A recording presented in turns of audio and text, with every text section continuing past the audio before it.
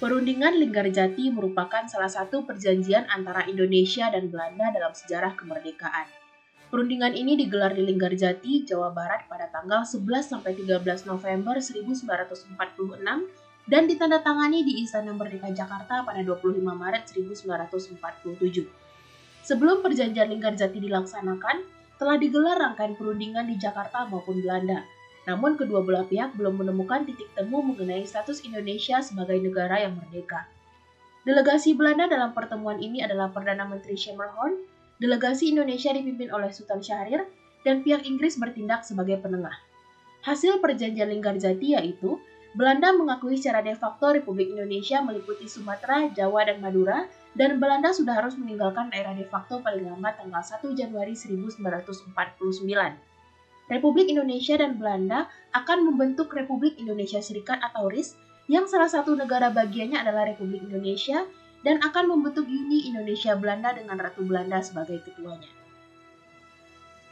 Agresi militer Belanda I menyebabkan Dewan Keamanan PBB membentuk konferensi tiga negara yang terdiri dari Australia, Belgia, dan Amerika Serikat. Pada 8 Desember 1947, digelar perjanjian Grenfell di atas kapal USS Grenfell milik Amerika Serikat. Dalam perjanjian Grenfell, delegasi Indonesia dipimpin oleh Amir Syarifuddin, delegasi Belanda dipimpin oleh R. Abdul Qadir Wijoyo-Atmojo, serta PBB sebagai mediator.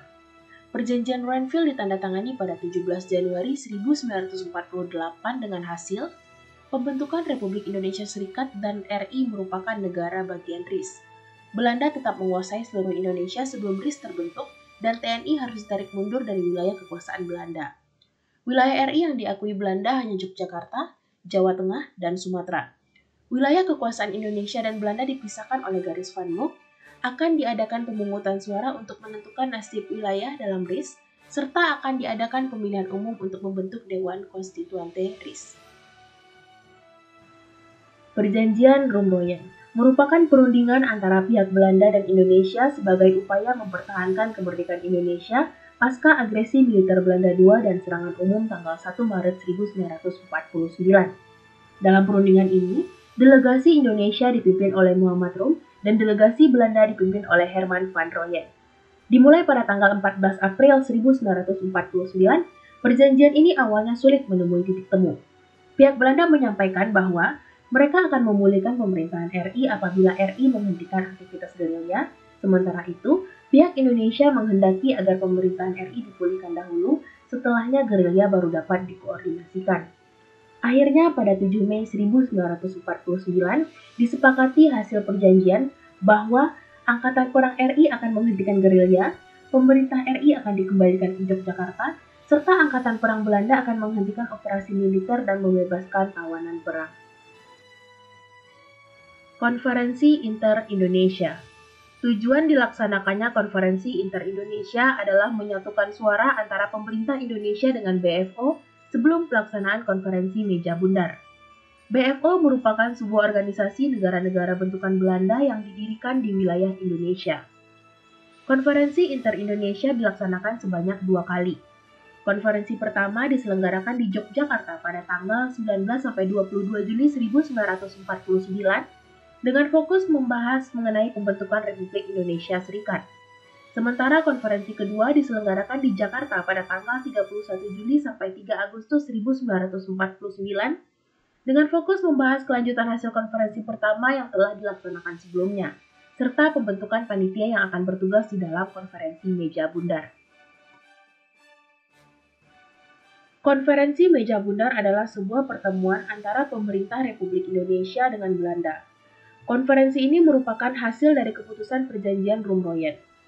Konferensi Meja Bundar berlangsung dari tanggal 23 Agustus hingga 2 November 1949 di Den Haag, Belanda.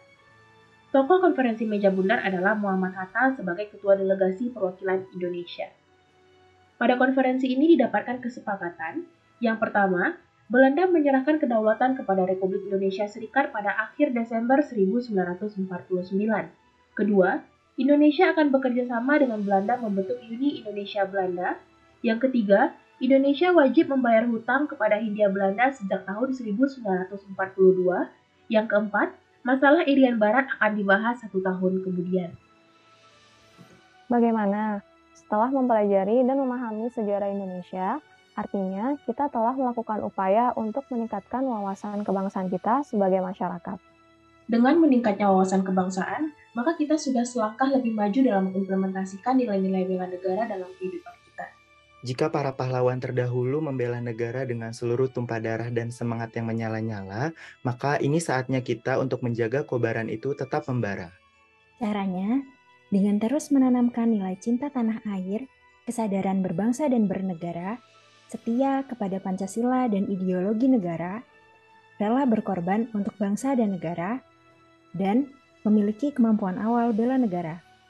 Jika para pahlawan dahulu berperang untuk membela negara, maka sekarang saatnya kita untuk mengabdi mempertahankan bangsa dan negara.